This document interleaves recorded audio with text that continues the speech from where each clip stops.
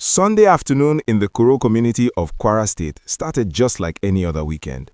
People were relaxing, perhaps sharing meals or getting ready for the new week, when the atmosphere suddenly changed.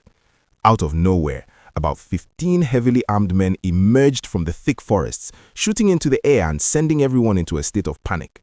This wasn't a drill, it was a full-blown invasion. But what these attackers didn't realize was that the community wasn't as defenseless as it used to be.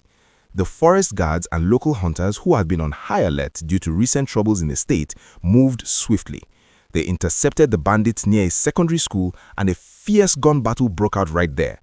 It was a scene straight out of an action movie, but with real-life consequences. The forest guards stood their ground, showing incredible bravery against superior numbers. If you find this story of local heroes interesting, please remember to like this video and subscribe to the channel so you never miss an update on what's happening in our backyard. Unfortunately, during this intense exchange of gunfire, we lost a hero.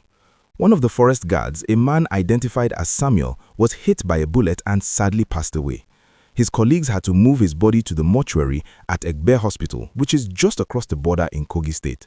The bandits, seeing that they couldn't easily overpower the local team, eventually retreated back into the deep forest. While they escaped for Mao, their plan to raid the community was completely foiled by the quick response of Samuel and his team. This incident is coming at a time when Kwara State is already on edge. Just a few days ago, there was a very serious attack in the Kayama area that left many people mourning.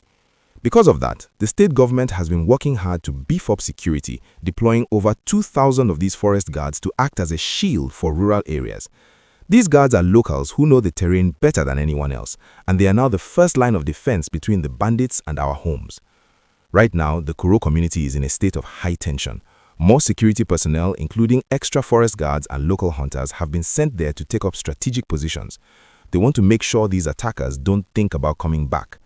Residents are being told to stay very alert and report anything strange. It's a tough situation, but it also shows the power of a community standing together. Please, if you haven't yet, take a second to like this video and subscribe. Your support helps us keep bringing these important stories to light. Because of how close Koro is to the border, the neighboring states of Kogi and Ekiti are not taking any chances at all. They know that when bandits are chased out of one state, they often try to hide in the next one. Right now, there is a serious move by the governors of Kwara, Kogi and Ekiti to work together. In fact, security experts are calling for a permanent military base to be set up along these border corridors to act as a wall against these criminals.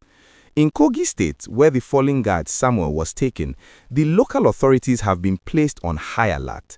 The Egbe community, which sits right on the boundary, is currently working closely with Kwara's security teams to monitor the forest paths. Meanwhile, in Ekiti State, the government has started a blockade strategy.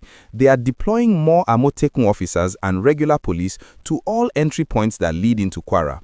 They don't want these bandits using Ekiti as a safe haven while escaping the heat in Kwara. If you appreciate the way these states are teaming up for our safety, please hit the like button and subscribe for more deep dives into these stories. The Kwara State Governor has also been very clear. The state will not be a hiding place for anyone looking to cause trouble. He recently met with other leaders to discuss how to better equip the forest guards so they have what they need to face these threats. There's even talk of more training and better communication gadgets so that if something happens in Koro, the teams in Kogi and Ekiti will know within minutes. It's all about making sure there is no man's land for these bandits to exploit. This coordinated effort is exactly what people have been asking for.